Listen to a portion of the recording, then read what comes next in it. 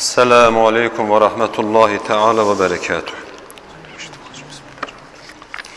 Elhamdülillahi Rabbil Alemin vel âkıbetu lil muttaqin vessalatu vesselamu ala seyyidina Muhammed ve ala alihi ve ashabihi ecma'in ve men tebi'ahum bi ihsanin ila yevmiddin.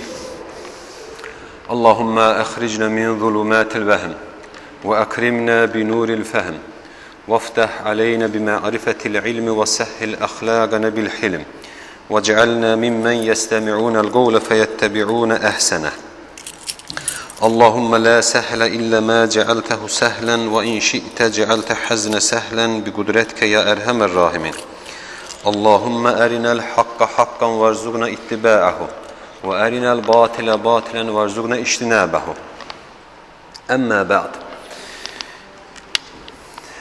Əzizlər, hədis dərslərimizdən Kəb ibn Malik'in, yəni Riyadus Salihin kitabında, tövbə babında Kəb ibn Malik'in tövbəsi və onun Təbuk səfərindən geri qalması üç yoldaşınla birlikdə və tövbə etməsi hədisini oxuduq, axırına çatdıq. Və dedik ki, Kəb ibn Malik Bədir əshabındandır və ən xeyirli səhabələrdəndir və onun İslam ədəb ərkanına zidd bir hərəkəti görünməmişdi. Sadəcə bugün sabah deyə vəziyyət elə gətirdi ki, Resulullah sallallahu aleyhi və səlləmlə Təbuk səfərinə qoşulmadı və onun iki yoldaşı Hilal ibn Ümeyyə və digər üçüncü yoldaşı onlar haqqı danışdılar, nifaq eləyib Resulullahla cihada çıxmayan münafiq o adamlar kimi yalan danışıb Resulullahı yalanla razı salmaq yoluna getmədilər, acı da olsa haqqı söylədilər və 50 gün onların haqqında Allah Azimüşşanın 7 göyün üstündən hökmü gözləndi və 50 günün sonunda Allah Teala bu üç səhabənin xalis, müxlis, mümin olduğunu təsdiq elədi. Ondan sonra hədisin davamında, yəni başqa bir rəvayətdə artıq bu, yenə Kəb ibn Malik məsələni belə izah eləyir. Bildiyimiz kimi, Quran ayəsində Allah Teala sələsətullezine xullifu deyə 3 nəfər geridə qalan, geriyə qalmış, arxaya tutulmuş 3 nəfər haqqında onlar deyə eyni bu ləfzlə ayə nazil elədi və Kəb ibn Malik həmin ayəyə özü izah gətirir ki, burada nədir? Çünki ayəni oxuyarkən, tərcümə eləyərkən və ayəni oxuyan zaman zahirindən başqa məna da başa düşülə bilir, həmin o barədə danışacaq. Qalə Kəb, Kəb dedi, Kunnə xullifnə eyyuhə thələthə an əmri uləykəllədinə qabilə minhum Rasulullah sallallahu aleyhi və səlləm hinə hələfu ləhu. Biz Allah Teala'nın bizim haqqımızda dediyi o 3 nəfər səhabədən, yəni o münafiqlərdən Rasulullah sallallahu aleyhi və səlləmə yalan and içənlərdən geri qaldıq, yalandan and içmədik. Fəbəyə'əhum və istəğfərə ləhum. Resulullah sallallahu aleyhi və səlləm onlarla beyət aldı və onlar üçün istiğfar elədi. Və ərcəə Resulullah sallallahu aleyhi və səlləm əmrənə həttə qadallahu teala fihi. Fəbidəlikə qalallahu teala və alə thələthətillədinə xullifu. Yəni, biz onlardan yanında, onlar kimi onlara qoşulub Resulullah'a yalandan and içib, özümüzü təmizə çıxartmadıq, onlardan geridə qaldıq. Və Allah Teala da Resulullah sallallahu və səlləmə and içib, ondan yəni üzür göstərənlərin üzərində Resulullah onlara bağışlanma dilədi, onlarla beyət aldı, amma bizim hökmümüz bundan geriyə atıldı. Bizim hökmümüz gecikdirildi. Bizim hökmümüz Allahın öz ixtiyarına buraxıldı və Allah Teala gecikdirildi deyərkən bunu nəzərdə tutur. Yoxsa onlar cihada getmədilər, cihaddan geri qaldılar. O deyilmir ayət-i kərimədə deyə izah eləyir Kəb ibn Malik radiyallahu anhu. Sözü də budur ki, وَلَيْسَ الَّذِي ذَكَرَ مِمَّا خُلِّفْنَا تَخَلُّفَنَا عَنِ الْغَزِفِ ayət-i kərimədə və sələsillədinə xullifu 3 nəfər geridə qalmış, gecikmiş insanlar deyərkən Allah Taala bizim cihada gecikməyimiz, cihada getməməyimizdən bəhs etmir, deyir Kəb ibn Malik radiyallahu anhu. İnnəmə huvə təxallufuhu iyyənə və ircəuhu əmrənə ammən hələfə ləhu və i'tədərə iləyhi fəqabilə minhu. Sadəcə bu, təkrar bir də deyirik ki, bizim məsələmizin gecikdirilməsi və bizim Resulullah sallallahu əleyhi və səlləmə and içmədən özümüzün əmrini Allaha həvalə etməmizdən açılır söhbət. Hədis şərif muttəfəqun əleyhdir. İmam Buxari və İmam Müslim hər ikisi öz səhihində rəvayət elibdir. Digər bir rəvayətdə isə bu Təbuk səfəri haqqında belə deyilir. Ənnən nəbiyyə sallallahu aleyhi və səlləm xarəcə fi qazvəti Təbuk yevməl xəmis. Resulullah aleyhissalatü vəssələm 4-cü gün, yəni xəmis ərəb dilində bizim 4-cü günü dediyimiz günə deyirlər. Cümə axşamı da deyirik ona biz. Xəmis günü, 4-cü günü və yaxud cümə axşamı günü Təbuk səfərinə çıxdı. Və kənə yuhibbu ən yaxrucə yevməl xəmis. Və Resulullah sallallahu aleyhi və səlləm bir yana gedəndə, bir səfərə çıxanda 4-cü günü çıxmağı sevərdi. Və fi rivayə, başqa bir rəvayətdə də deyilir ki, və kənə lə yəqdumu min səfərin illə nəhəran fid-duha. Və səfərdən qayıdan zamanda Mədinəyə duha vaxtından əvvəl daxil olmazdı. Fəizə qadimə bədəə bil-məscid fəsallə fihi ruk'ateyn thumma cələsə fihi. Elə ki, duha vaxtı olardı, Resulullah sallallahu aleyhi ve sellem Mədiniyə daxil olar, ilk gəlişi məscid olardı. Orada 2 rükət namazını qılar, ondan sonra məsciddə oturub insanları qəbul eləyər, onlarla görüşərdi, deyir ravi. Bəli əzizlər, bu hədisin, yəni bu günə qədər oxuduğumuz müxtəlif variantlarına deyilməmiş hissələrindən 2 hissə idi ki, biri Kəb ibn Malikin Quran ayəsinin təfsirini verməsi, ikincisi də Resulullah sallallahu aleyhi və səlləmin 4-cü günü, cümə axşamı günü səfərə çıxması və səfərdən gələn zaman duha vaxtından tez Mədiniyə daxil olmaması xüsusunu da Resulullah sallallahu aleyhi və səlləm haqqında Kəb ibn Malik bizə xəbər verir. Bizə buradan nə düşdü əzizlər?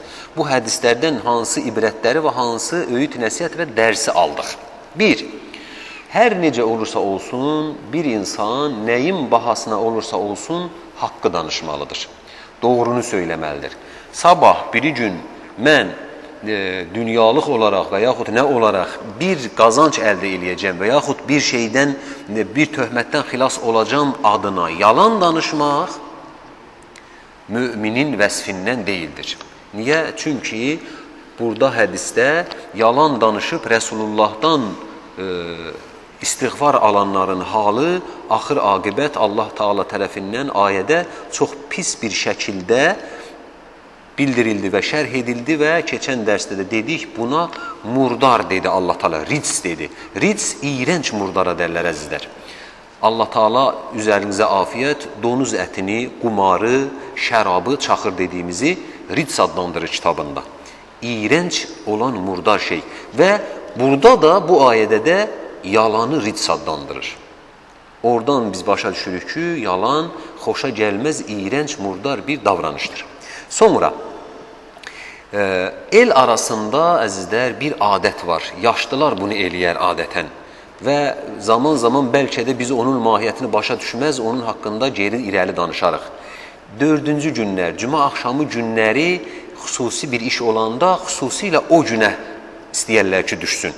Cümə axşamı günü elçi gedər, cümə axşamı günü oğlunu evləndirər, cümə axşamı günü toy eləyər, cümə axşamı günü ehsan verər, cümə axşamı günü söz misalı bir işə başlayar, bir işin, yaxşı bir işin ticarətinə başlayar və s. və s. Cümə axşamı gününə xüsusi bir diqqət verərdilər. Bunun dəlili nə idi? Onlar özlərindən bir bidət mi işlədilər? Onlar özlərindən cümə gününə bir fəzilət, cümə axşamı gününə bir əlavə bir üstünlük mü tanımışdılar, belə eləyirlər? Yoxsa dəlili var idi mi? Dəlili, bax əzizlər, bax bu rəvayətdəki bu hissədir. Resulullah sallallahu aleyhi və səlləm əhəmiyyətli bir işi cümə axşamı günü başlayırdı. Və bir insanın həyatı üçün, axirəti üçün mahiyyət kəsən bir işi cümə axşamı günü başlaması nədir? Resulullahın sünnətindəndir. Sonra səfərdə olan zaman evinə, ailəsinə gecə vaxtı gəlməməsi.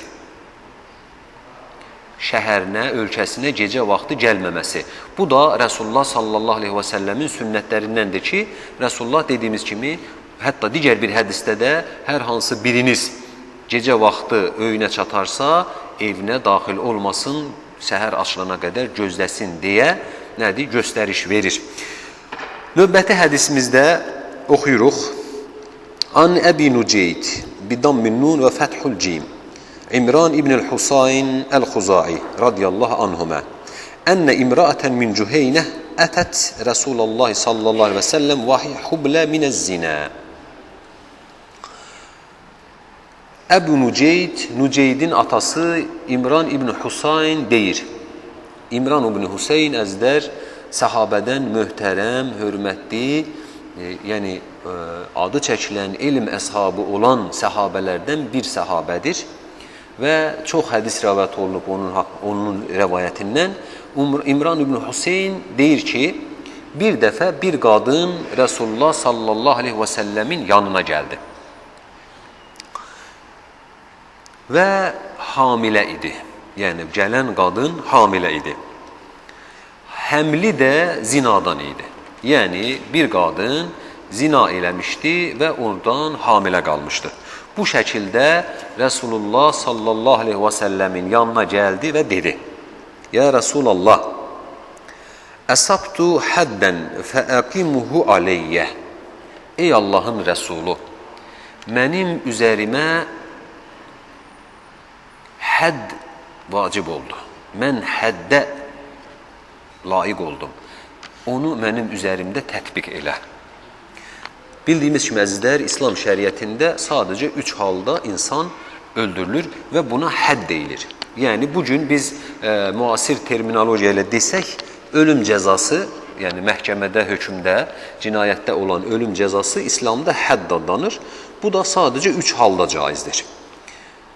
Evli bir kəsin, qadın işi fərqi yoxdur, evli bir kəs zina eləyərsə, bir insan digər bir insanı öldürərsə və üçüncüsü də bir insan dinindən, İslamından irtidad eləyər və İslam küfrə qayıdarsa, dövlət rəhbəri deyil başqası, dövlət rəhbəri, qazı, məhkəmə onu ittiham eləyir, tövbə etməzsə, üçüncü, yəni irtidad eləyən öldürülür. Digər ikisi isə tövbəsi yoxdur, hər ikisinin tövbəsi hədd olaraq öldürülməsidir. Və bu hallardan biri zinadır ki, onun haqqında oxuyuruq. Qadın gəldi, dedi ki, ya Rasulallah, mən həddi haqq elədim. Onu mənim üzərimə tətbiq elə. Fədə'an nəbiyyü sallallahu aleyhi və səlləm valiyyəhə. Fəqalə, əhsin iləyhə, fəidə vadaat fətini. Resulullah sallallahu aleyhi və səlləm qadının vəlisini çağırdı. Vəli kimdir? Möhtərəm cəmaatımız, vəli kişi tayfasından və kişi nəslindən olur. Bir insanın, bir qadının fərqi yoxdur, kim olursa olsun, vəlisi, birinci vəlisi onun atasıdır. Və atası yoxdursa, babasıdır, ata babası. Ata babası yoxdursa, qardaşıdır. Qardaşı yoxdursa, əmisidir, böyük əmisi. Böyük əmisi yoxdursa, digər əmisidir. Əmisi yoxdursa, əmisinin oğludur. Və bu şəkildə vəlilər neyiniyir? Uzaqlaşır və sadəcə kişi xəttindən gedir və dayıdan, ana xəttindən, ana babasından, yəni ana babasından və dayıdan və dayı oğlundan və s. vəli olmaz. İslam şəriətində ana qohumunun, ana tərəfinin vəlilik hüququ yoxdur. Ona görə də hədisdə buyurur ki, vəlisini çağırdı. Artıq burada atasını mı, babasını mı, qardaşını mı, kimi çağırdığını demir. Və gəlir ona, Resulullah buyurur ki, əhsin iləyhə, ona qarşı xoş davran.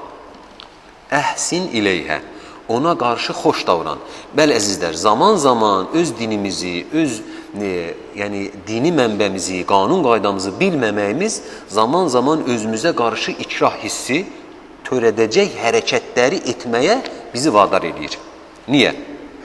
Bəzən Allah uzaq eləsin, yalan video çarıqları olur internet saytında falan, güya ki, İslam şəriəti ölüm hökmünü zila eləmiş qadına və kişiyə ölüm hökmünü o saatlarda göstərilən şəkildə tətbiq eləyirmiş kimi çox vəhşicəsinə bir üsul göstərilir. Allah da bilir səhhətini, o nə dərəcədə səhihdir, harda çəkilib, nədir? Amma bunun yanında həqiqi İslamın üzü gizlədilir, təhrif olunur. Niyə? Hardan alırıq?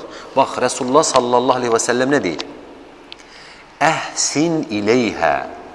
Bir ciddi tapşırıqdır. Apar bunu, bununla xoş davran. Baxmayaraq ki, zina eləyib və öldürüləcək, xoş davranılması haqqıdır insanın. Heç kəs ona qarşı sərt, ədəbsiz və təhqiramiz bir davranış göstərmək ixtiyarında deyildir. Yaxşı. Sonra övladını, yəni hamiləsini, həmilini dünyaya gətirəndən sonra onu mənim yanıma gətir, deyir Resulullah sallallahu aleyhi və səlləm. Və burada ikinci bir məsələ meydana çıxır əzizlər. Zinadan doğulmuş insan valideynlərinin günahını daşımaz. Baxmayaraq ki, bu barədə bəzi rəvayətlər vardır, amma ulama o rəvayətlərin əməli tətbiqatını qəbul etmir və zinadan doğulan insanın valideyninin günahını daşımadığını digər daha səhih və etibarlı hədislərlə təsdiq eləyirlər. Fəfəalə. Vəlisi deyir, bunu belə elədi. Yəni, apardı, evində uşaq dünyaya gələnə qədər xoş davranaraq saxladı, uşaq dünyaya gələndən sonra Resulullah sallallahu aleyhi və səlləmin yanına gətirdi. Fəəmərə bihə ən-nəbiyyü sallallahu aleyhi və səlləm fəşuddət aleyhə thiyəbuhə. Resulullah sallallahu aleyhi və səlləm əmr etdi və həmin qadının paltarı üzərinə bağlandı. Şuddət, yəni bərk bir şəkildə bağlamağa deyir. Şəddur rihab da deyərlər, belə bir şey var. Yəni, lə yəşuddur rihab illə ilə thələthətil məsəcid deyə hədis şərifdə keçər əzizlər. Yəhər üç yerə, üç məscidə ziyarət məqsədindən başqa bir şey üçün minəyin belinə çəkilib bağlanmaz. Yəni, minəyə minənlər bilir, yəhəri minəyin belinə bərk çəkib bağlamasan, oradan yıxılıb zədələnmə qarşıda duran məsələdir. Yəni, boş yəhərdə oturması çətin olar. Yəni, şuddəsiyə bu aleyhə, buradan da başa düşdüyümüz kimi, paltarı bərk bir şəkildə sıxıb incidəcək mənasında yox. Dağılıb, parçalanıb, didilib, sökülməyəcək. Ora burası açılmayacaq mənasında paltarı üzərinə deyir, bağlandı. Bəli, əzizlər, buradan da bir məsələ çıxır. Zina etib, hədd cəzasına çarpıldılsa, hədd cəzası tətbiq olunsa belə, qadının bədəni haramdır. Onu açıb, saçıb, dağıdıb töhmək olmaz. Onun bədəni haramdır. Onu açmaq olmaz. Dəlili də bax, hədis şərifdəki bu ifadədir ki, paltarı üzərinə sarınıb bərkidildi. ثُمَّ əmərə bihə fərucimət. Ondan sonra Resulullah sallallahu aleyhi və səlləm əmr verdi və onu daşqalaq elədilər. Thumma salli aleyhə. Ondan sonra da Resulullah sallallahu aleyhi və səlləm qadının üzərinə namaz qıldı. Bəli, əzizlər, yəni təkrar bir də deməkdə fayda var ki, özümüz dinimizin gözəlliklərini bilmir, başqasının dinimizə atdığı böhtanlara uyur, zaman-zaman dinimizə qarşı birə çəkingəli baxırıq. Qadın öləndən sonra Resulullah sallallahu aleyhi və səlləm onun üzərinə namaz qıldı. Fəqalə Umar ləhu. Yəni, Həzrət Ömər Resulullah sallallahu aleyhi və səlləmə dedi: Tusalli aleyhə ya Resulallah və qad zənət. Ya Resulallah, o zina eləyibdi, sən də onun üzərinə namaz mı qılırsan deyə soruşdu. Burada da izaha ehtiyac bir məsələ var, əzizlər. Adətən bu kimi sualları Həzrət Ömərdən eşidirik. Münafiqlərin rəisi Übey ibn Kəb öləndə, Resulullah üzərinə namaz qılmağa yönələndə, Resulullahın mübarək əbasından tutdu ki, ya Resulallah, bu münafiqdir, bunun üzərinə namaz mı qılırsan? Bu halda, ya Resulallah, bu zinakardır, bunun üzerine namaz mı kılırsa, Bey'et-ü Ridvan'da ya Resulallah biz Mekke'ye girecektik, Allah bunu bize vaad eləmişti ve biz de buna inanmıştık, sen de bunu bize demiştin, indi ne tər oldu, niye biz Mekke'ye daxil olmuruq, icazə ver biz gedək dövüşək daxil olaq, sonra ne olsun ki Mekkeliler qoymurlar filan deyə yenə Həzrət Ömər. Və bunu təəssüflər olsun ki Həzrət Ömərin haqqında pis mənada yozulur. Güya ki Həzrət Ömər daima Resulullahla ixtilafda olurdu, Resulullahın sözünə bir söz qoşurdu, Resulullaha etiraz eləyirdi. Görək həqiqət budurmu? Möhtərəm cəmaatınız, həqiqət heç də bu deyil. Həzrət Ömər Resulullaha qarşı heç zaman ədəbsizlik eləməzdi və bu sualların soruşulması, verilməsi, məqamlar və hallar da bunu özü açıb göstərir. Həzrət Ömərin zəkasını, Həzrət Ömərin dinin əhkamına, dinin hökmlərinə olan hərisliyini, ciddiliyini bildirir və məsələnin çözümünü Resulullahın özündən axtarır. Ki, sabah bir insan zina eləyərsə və Resulullah sallallahu aleyhi və səlləm də aralarda olmazsa və Resulullahın bu şey haqqında hökmü, qərarı dəqiq olaraq bilinməzsə, müsəlmanlar necə davrana bilərdilər? Ona görə Resulullaha Həzrət Ömərin sualı daima istifsar sualı idi. Öyrənmək, araşdırmaq və dəqiqləşdirmək sualı idi. Yəni, ya Resulallah, zina edib üzərinə hədd cəzası tətbiq olunan insanın üzərinə cənazə namazı qılınarmı? Bu mənada Həzrət Ömər soruşurdu. Yoxsa, niyə bunun üzərinə namaz qılırsan? Bunun üzərinə namaz qılınmaz deyə yox. Həzrət Ömərin sualının mənası bu idi ki, ya Resulallah, zina eləyən bir müsəlman öldürülərsə onun üzərinə cənazə namazı qılınarmı? Münafiq ölərsə onun üzərinə cənazə namazı qılınarmı deyə Həzrət Ömər məsələnin hökmünü soruşaraq özü üçün aydınlaşdırırdı. Yoxsa Resulullah sallallahu aleyhi və səlləmə etiraz etmirdi. Fəqalə, Həzrət Ömərin bu sözündən sonra Resulullah dedi, Ləqad təbət tövbətən Allah, ləv qusimət beynə səb'inə min əhlil mədinə ləvəsəəthum. Və həl vəcəddə əftələ min ən cədət binəfsihə lilləhi əzzə və cəl. Resulullah sallallahu aleyhi və səlləm dedi ki, bu qadın elə bir tövbə ilə tövbə etdi ki, onun tövbəsi Mədinə əhlindən 70 nəfər günahkar arasında bölünsə, ləvəsəəthum, onların hamısına kifayət eləyər. Yəni, sadəcə o qadının tövbəsi eyni günahı işləmiş 70 nəfərin də tövbəsinin əvəzidir. Yəni, o qadının o tövbəsinə görə Allah Taala 70 nəfər Mədinədə eyni günahı eləmiş insanı bağışlayar. Tövbənin böyüklüyünə bax. Bir qadın zina eləyib, sonra gəlib etiraf eləyib və sonra onun üzərinə hədd tətbiq olunub, gerdə 70 nəfər bu əməlini gizlədib Allaha həvalə eləyib.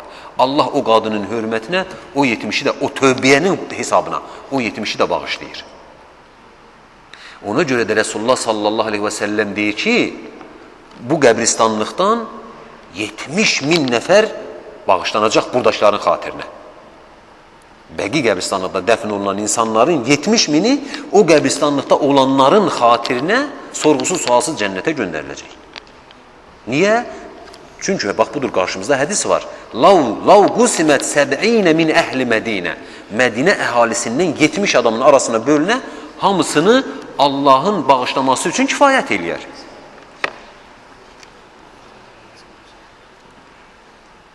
Və həl vəcəddə, Allah, yenə sual, Resulullahın izahına bax. Və həl vəcəddə, sən elə bir şeyə rast gələ bilirsənmi ki, afdal, ondan üstün olsun. Yəni, elə bir üstün şeyə rast gəlibsənmi ki, ondan üstün olsun. Min ən cədət binəfsihə lilləhi əzzə və cəl. Cədə, cud, səxavət, vermək, qurban etmək, istəmədən hədiyyə etmək mənasına gəlir müəzzlər. Və cədət binəfsihə, yəni nəfsini Allahın hökmünə tabi elədi, verdi Allaha. Bu mənada.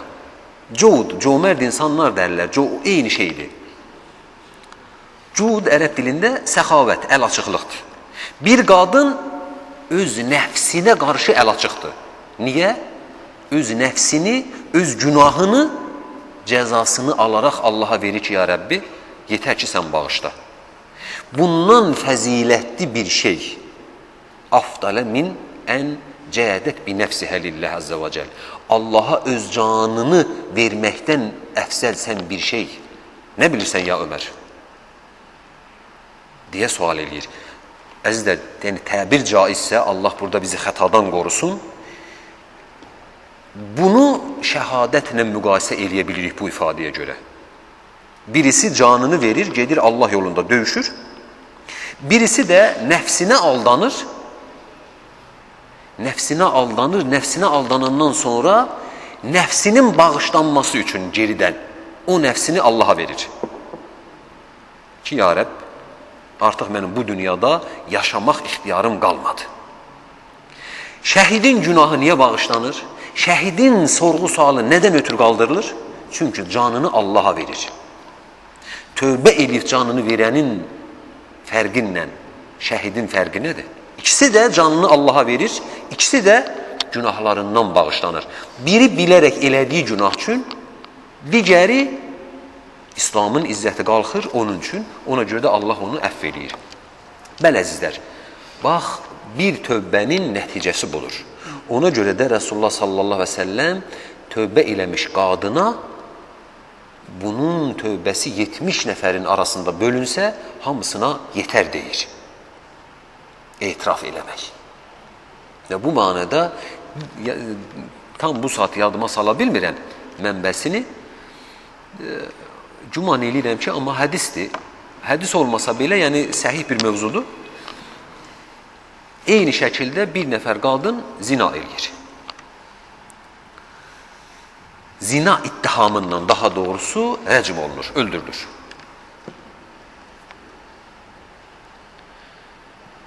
Və qadını yuyan zaman yuyuculardan bir nəfər ifadəni yaddaşımda dəqiqləşdirmək istəyirəm.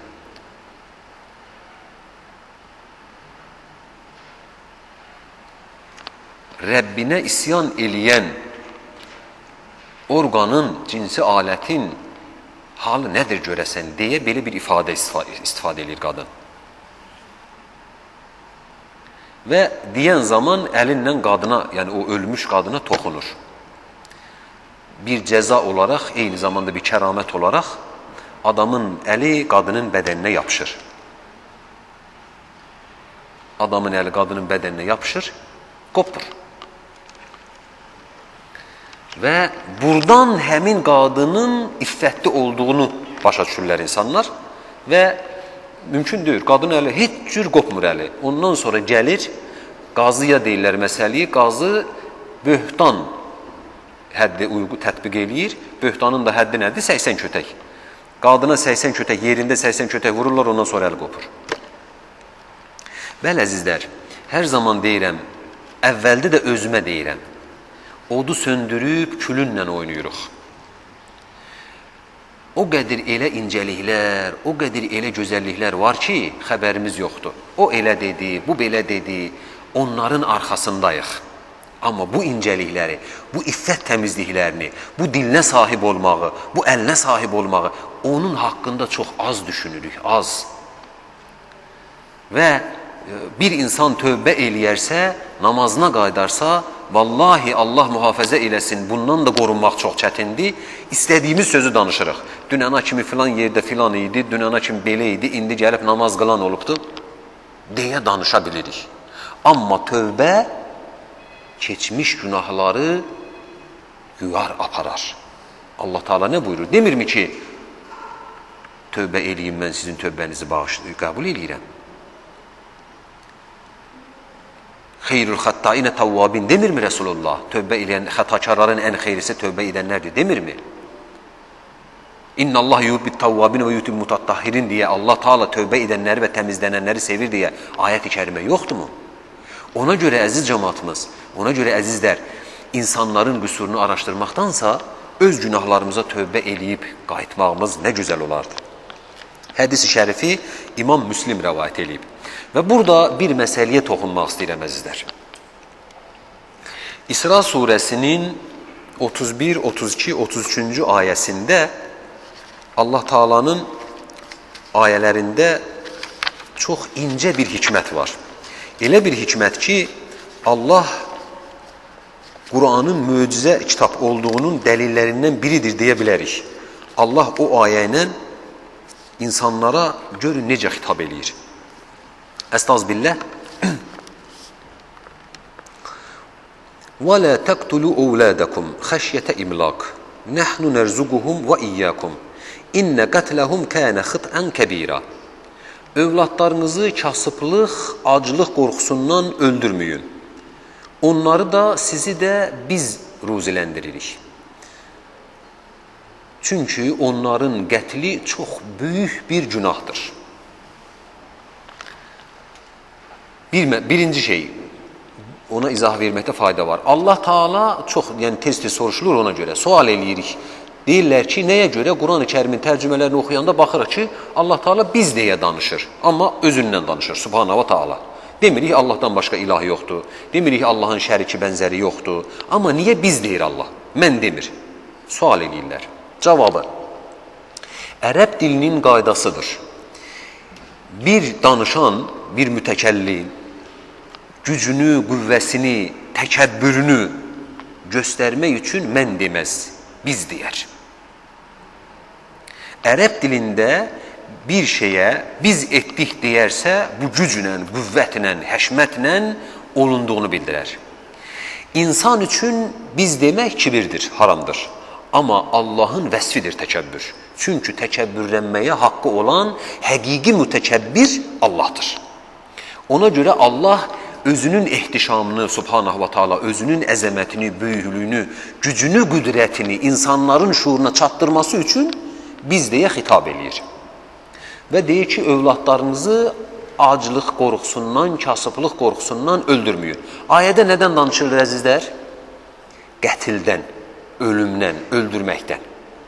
Sonra deyir: وَلَا تَقْرَبُوا الزِّنَا إِنَّهُ كَانَ فَاحِشَةً وَسَاءَ سَبِيلًا. Zinaya da yaxınlaşmayın. Çünki o fühüşdür, əxlaqsızlıqdır, tərbiyəsizlikdir. Çünki o çox pis bir yoldur. Növbəti ayədə nə deyir? وَلَا تَقْتُلُوا النَّفْسَ الَّتِي حَرَّمَ اللّٰهُ إِلَّا بِالْحَقِّ وَمَنْ قُتِلَ مَظْلُومًا فَقَدْ جَعَلْنَا لِوَلِيِّهِ سُلْطَانًا فَلَا يُسْرِفْ فِي الْقَتْلِ إِنَّهُ كَانَ مَنْصُورًا. Nahaq yerə günahsız bir nəfsi də öldürməyin. Çünki Allah onu haram eləyib. Allah'ın haram elədiyi bir nəfsi səbəbsiz yerə öldürməyin. وَمَنْ قُتِلَ مَزْلُومًا. Kim ki məzlum olaraq öldürülərsə, yəni yox yerdən, səbəbsiz yerə öldürülərsə, dedik ki, İslamda da ölüm hökmü 3 haldadır. Başqa cür öldürülən məzlumdur. Onun vəlisi üçün, vəli kim olduğunu izah elədik, sultan, güclü bir hakimiyyət verərik. O hakimiyyət də qisasdır əzizlər. Mövzumuz bu deyil, mövzumuz bu ayələrdən Allah Taala'nın insanlara verdiyi hikmətdir. Birinci ayədə nədən danışılır? Qətildən. İkinci ayədə nədən danışılır? Zinadan. Üçüncü ayədə nədən danışılır? Qətildən.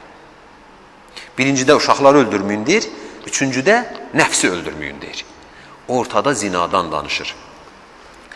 Bəli əzizlər, üləmamız bu ayə ilə zinanın da qətl qırğın olduğunu, zinanın da insan nəslinin kəsilməsinə, insanın öldürülməsinə bənzədiyini bildirirlər. Allah zinanı iki qətl ayəsinin arasında xatırladır.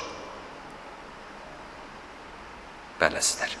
Və qisas ayəsini də iki həyat ayəsinin arasında xatırladır. Və deyir ki, Allah Teala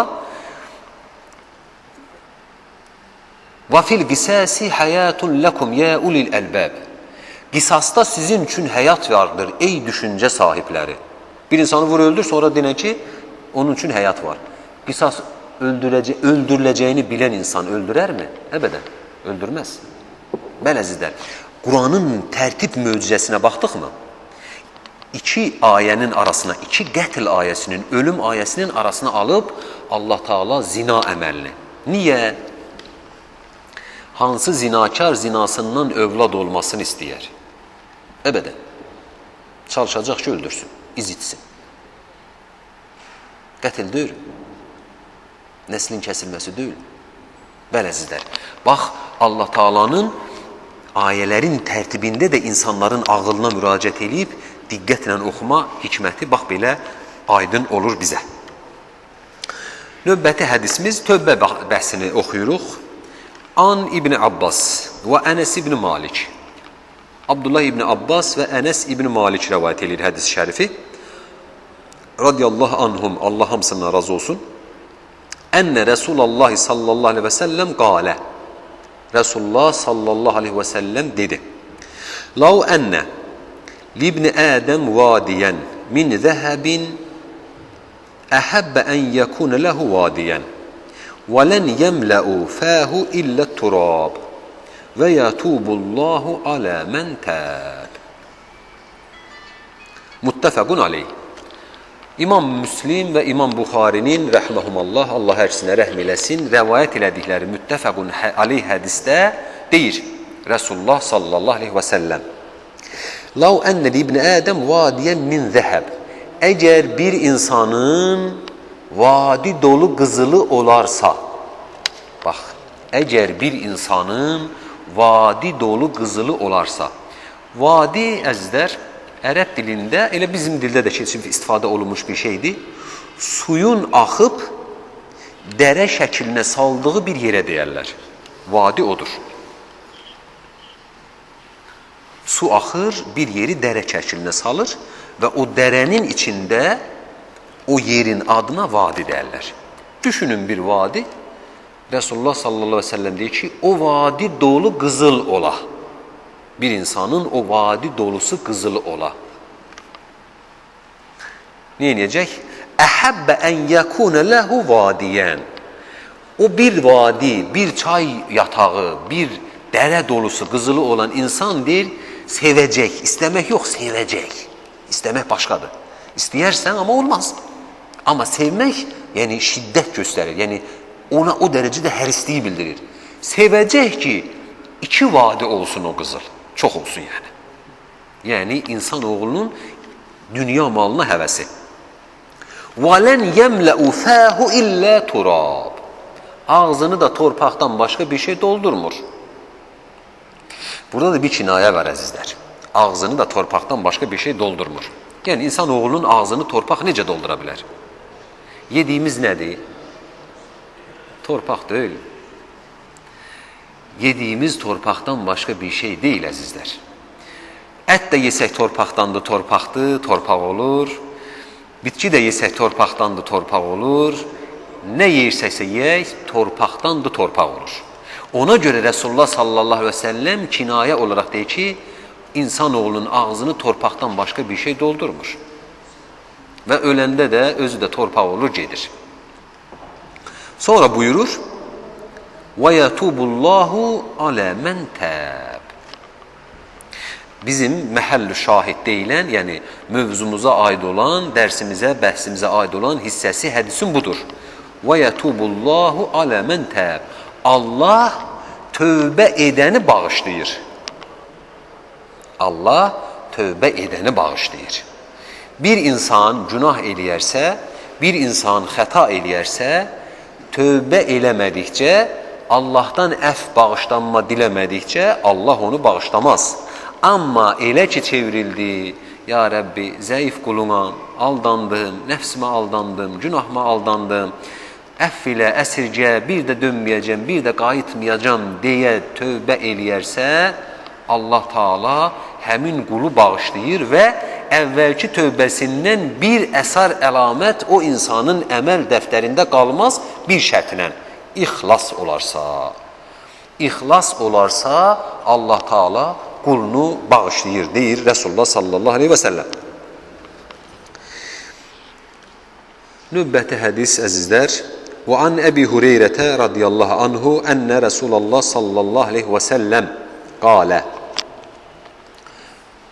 Əbu Hureyrə Allah ondan razı olsun deyir ki, Resulullah sallallahu aleyhi və səlləm dedi: Yədhəqullahu subhanahu və taala ilə rəculeyni yuqtəlu əhaduhuma əl-əxər yədxulani əl-cənnə. Resulullah sallallahu aleyhi və səlləm dedi ki, Allah Taala subhanahu və taala iki kişiyə, iki adama gülər. Bir adam biri o birisini öldürür, cənnətə gedir. Sonra o birisi də cənnətə gedir. Yəni öldürən də cənnətə getdi, ölən də cənnətə getdi. Allah subhanahu və taala buna gülər. Burada möhtərəm cəmaatımız mütəşabih bir kəlam var. Allah Azimüşşanın gülməsi, Allah Azimüşşan gülər, amma bəşər kimi deyil. Yəni bunu belə eşidir, belə qəbul edirik. Necə soruşulmaz? Niyə? Səbəb nədir? Niyə necə soruşulmaz? Çox sadə, adi, dolğun bir cavabı var əzizlər.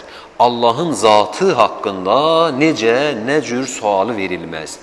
Ən azından bunun cavabını başa düşək. Niyə verilməz? Səbəb nədir? Bir insan, istənilən bir insan, ən alim insan, bu gün özünü tamı-tamına izah eləyə bilirmi? Bu gün dünya alimlərindən hələ də insanın yatarkən yuxu görməsini izah eləyən bir alim yoxdur. Yuxu nədir? İnsan niyə yuxu görür? Bunu izah eləyə bilmir alimlər.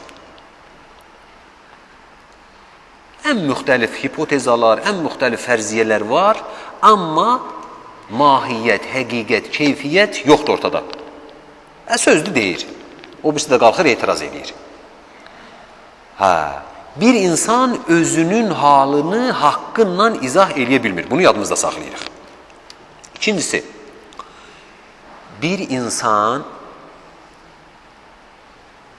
bir şey düzəldir. Bugün insanoğlunun düzəltdiyi alətlər arasında insanoğlunun nailiyyətinin arasında ən irəli getmişi hamımızın bildiyi kimi kompüterdir.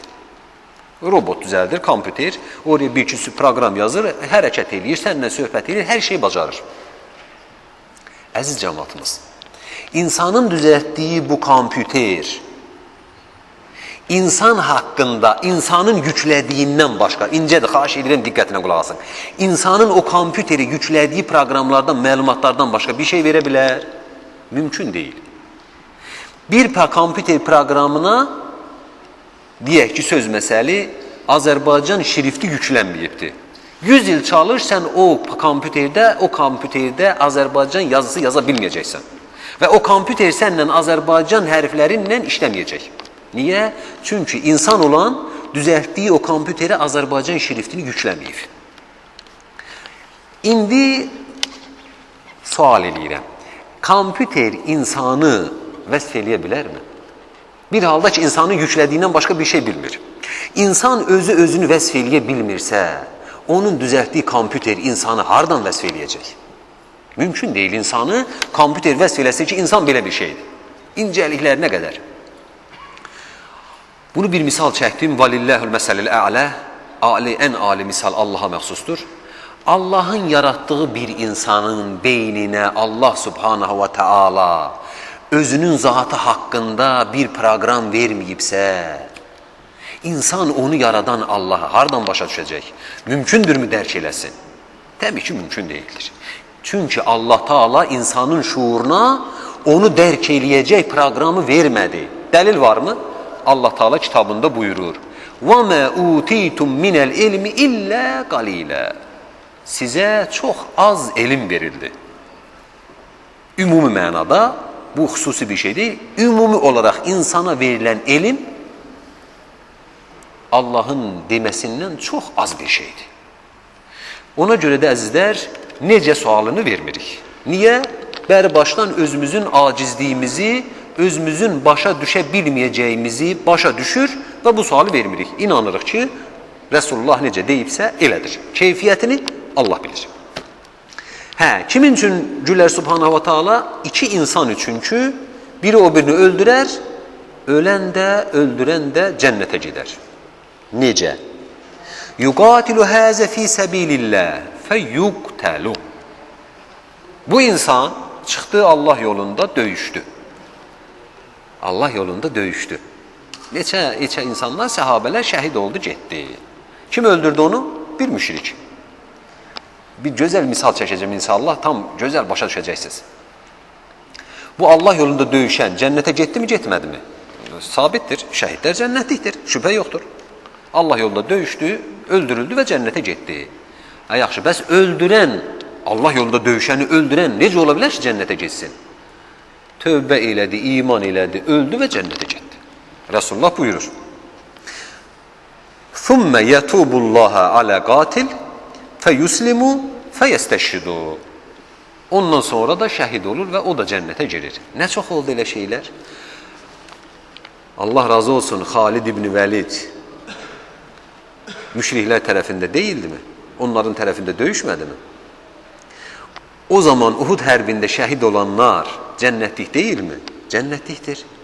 Ondan sonra Xalid ibn Vəlid kimi iman eləyib o şəkildə şəhid olanlar haralıdır? Cənnətlikdir. Bəli, əzizlər. Amma onun açarı nədir? Tövbə. Kafirin tövbəsi nədir? İman eləmək. Bir kafir iman eləmədikcə 100 dəfə desin ki, daha tövbə elədim, içməyəcəm, onun o tövbəsinin ona faydası yoxdur.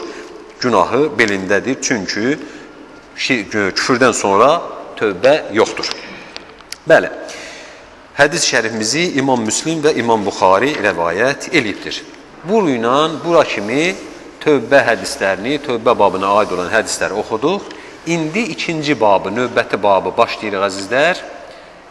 Səbr babı. Əzanımız neçədədir? 46-dadır mı? 45, 3-4 dəqiqəmiz var. Yaxşı, inşallah burada dərsimizi saxlayaq.